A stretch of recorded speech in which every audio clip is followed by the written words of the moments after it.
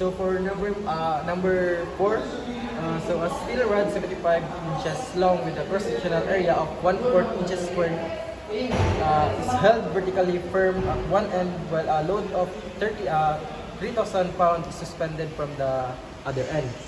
If the rod stretches 0.025 inches, find the modulus of elasticity of the steel. So for its choices, we have A is 36 times 10 raised to negative 6 psi raised to 6 psi. B is 11.5 times 10 raised to 6 psi. Then C is 30 times 10 raised to 6 psi. Then D is 27 times 10 raised to 6 psi. So for this given, so natay L nga 75 inches, area of 1/4 inches squared.